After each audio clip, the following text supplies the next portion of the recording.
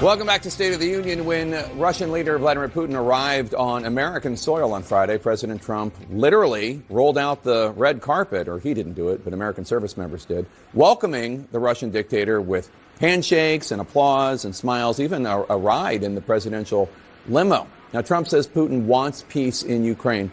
My next guest is not so sure. Joining us now live is President Trump's former vice president, Mike Pence. Vice President Pence, thanks so much for joining us. You just heard Ambassador Witkoff say the meeting was... Thanks for having me on, Jake. You just heard Ambassador Witkoff say the meeting was a big success. President Trump says the meeting was a 10 out of 10. What rating would you give it? Well, first, I think the president should be commended for pursuing peace in Ukraine. This president has already secured peace agreements in Africa, Armenia, and Azerbaijan. I think he deserves credit as leader of the free world for not giving up on Ukraine, particularly, Jake, since there are many voices in and around the administration that would have cut Ukraine loose months ago. So I want to commend the president for trying to make progress. I must tell you, I would have liked to have seen a ceasefire, but the truth is that no deal is better than a bad deal. And what we heard Ambassador Witkoff describe is encouraging, that there was at least an assent in Putin's and Trump's meeting to the United States providing security guarantees. And clearly the president didn't forfeit anything having to do with America's national security or with the security of our allies in Eastern Europe in the midst of this war. But, you know, at the end of the day, it's important to remember the bad guy here is Putin. Putin launched an unprovoked, brutal invasion more than 3 years ago. I've traveled to Ukraine twice. I've literally walked the streets, seen the aftermath of that brutal invasion. And now more than ever, America and our allies need to stand strongly with Ukraine and create the conditions for a just and lasting peace. You said last month that you thought President Trump was beginning to realize, quote, Vladimir Putin doesn't want peace. Vladimir Putin wants Ukraine, unquote. As you noted, there was no ceasefire agreed to. President Trump seemed to indicate before the summit that had to happen, or he said there would be very severe consequences. Since the summit, he's dropped demands for an immediate ceasefire. 5 Ukrainians were killed overnight. He's telling people, you heard Witkoff say, a peace deal, a larger peace deal, can be reached quickly if Putin's demands, which include Ukraine ceding control of the entire Donbass region to Russia, are met. What do you make of all that? I mean, there are observers out there, people who like Trump, people who are rooting for Trump, who think that Trump got played. Well, look, I served alongside the president for 4 years. I know his style in dealing with these dictators. It's the velvet glove, but I think the hammer needs to come, and it needs to come immediately.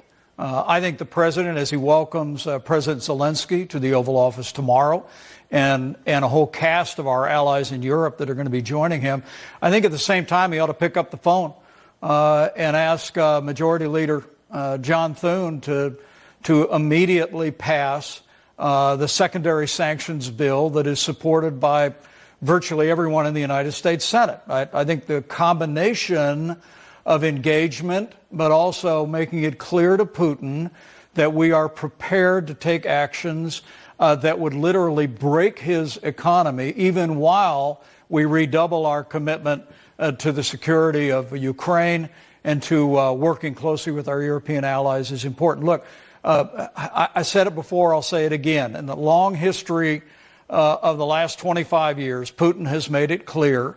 He launched an attack into Georgia when President Bush was in office. He attacked Crimea and Ukraine when Obama was in office. After that disastrous withdrawal in Afghanistan, he crossed the border and started this war 3 years ago. Putin's made it no secret of the fact that he wants to reassert the old Soviet sphere of influence, what we used to call the evil empire in Eastern Europe. And I think Putin only understands strength. So while the president and his diplomatic team engage in this reapproach with Putin, and there seems to be interest.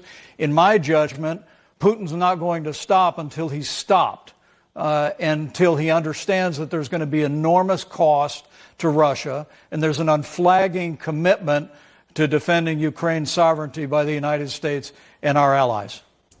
Is there any way, I mean, can you explain or do you understand at all how the summit could end without a ceasefire agreed to, and that would be acceptable? I mean, there are 5 Ukrainians who are now dead.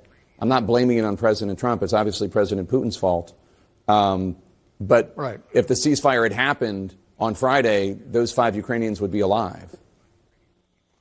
Well, your question in the last segment was relevant.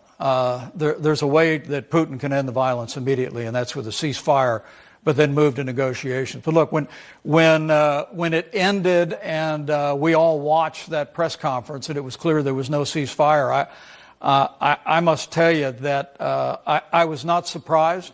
I mean, there was an agreement by President Zelensky to cease fire back in February. Putin refused it. He's managed to delay the game. All the while, his military has continued its brutal assault on civilian populations in Ukraine. I think that's the reason why. Look, let's have the dialogue tomorrow at the White House. I'm also going to be praying that it's a productive time and a unifying time among all the leaders in the West and the President and President Zelensky. But at the same time, I've always said the United States posture on the world ought to be, one hand extended in friendship and diplomacy, and the other hand resting comfortably on the holster of the arsenal of democracy. I think Putin is only going to understand that there are going to be severe consequences, as the president promised, if there is no progress from here. The last thing we want to see is for Putin to use this latest delay as a reason to continue this war all the way until the winter hits and the fighting season essentially passes in that part of the world. We can't allow Vladimir Putin to run out the clock on the war in this year and in this season. We literally have to do both things, and that is the sanctions ought to be on the president's desk, available for his signature while negotiations begin. That's the most important way that we will ensure that there's real progress toward the peace agreement that the president has said is the ultimate conclusion. Before you go, sir, here in Washington, D.C., President Trump has deployed the National Guard and other federal troops, ostensibly in response to emergency of lawlessness and high crime in D.C. I am curious what goes through your mind when you see the president aggressively pushing out the National Guard when he didn't do so on January 6, 2021, as the Capitol was under attack, a mob was trying to lynch you, and your family was in danger. Well, January 6th was a tragic day, but I know we did our duty that day, and I wish the president would have done more. But I welcome his decision to deploy the National Guard and essentially federalize the D.C. Police Department. I know that it's all now working in a very cooperative way. Jake, if the District of Columbia was actually a state, it would have the highest homicide rate in the country. And this is where our national government has to be able to operate, where tens of thousands of people, you included, work every day. I think it's important what the president is doing. I fully support it. And I think the American people welcome the president taking decisive action to ensure the streets of our nation's capital are safe, and also continues to provide resources across the country to make all of our cities and towns and communities safe. Former Vice President Mike Pence, thank you for joining us. Hope you and your family are thriving. Thank you. Thank you so much.